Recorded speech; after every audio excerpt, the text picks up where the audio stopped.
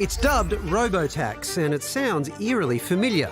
My clients were not aware of these debts. A controversial campaign by the Australian Taxation Office to collect on thousands of historical debts, some more than 2 decades old. People can get very distressed, particularly people who would say to me, but I always pay my tax debt. I can't possibly have a debt that I hadn't paid. And according to internal documents seen by The Guardian, the ATO is planning to ramp it up, targeting 1.8 million taxpayers who owe $15 billion in on-hold debts. On-hold debts are often very old and very small, placed on hold because the ATO deems them too uneconomical to pursue. But the debt is not waived. The ATO able to recoup the money from future tax refunds at any time. How are people supposed to be able to challenge these alleged debts, given that there is no detail provided by the ATO, and in some cases these debts are decades old? The campaign stems from a 2022 policy update to change filters on the ATO's automated systems that had previously ignored these debts.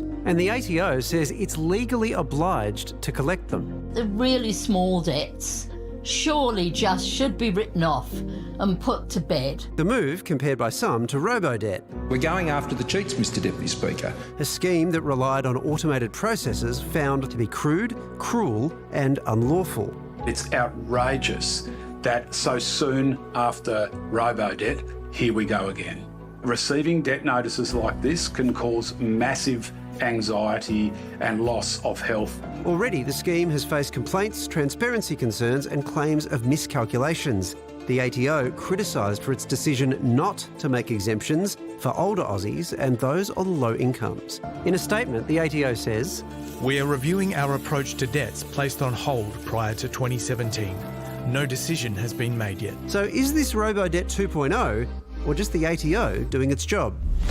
Anne Kayas-Kumar runs a free tax advice clinic at the University of New South Wales, and she's been following this story pretty closely. And how likely is it that we have one of these tax debts and we don't even know about it?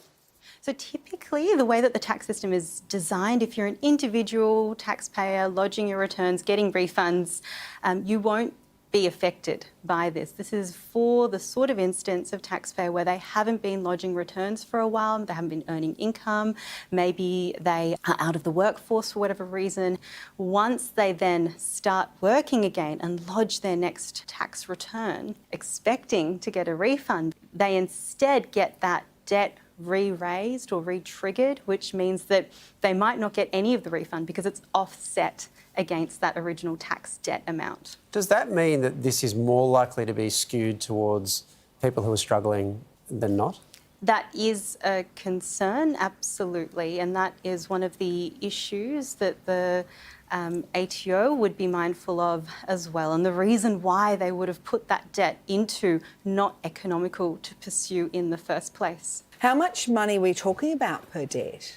It's hard to say exactly. The figures aren't public, but we've seen anything at the UNSW clinic up to one of our clients had a $37,000 tax debt that had been re-raised.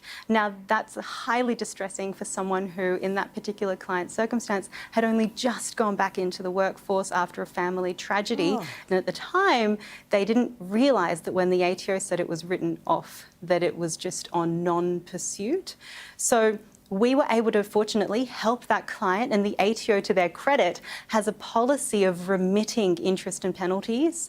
In that client's instance, that $37,000 debt, $29,000 of it was interest and penalties. Oh, wow. Wow. Holy moly. Which meant the ATO could remove that component, and that really gave the client a sense of being able to get on top of that and pay it off and make it more manageable.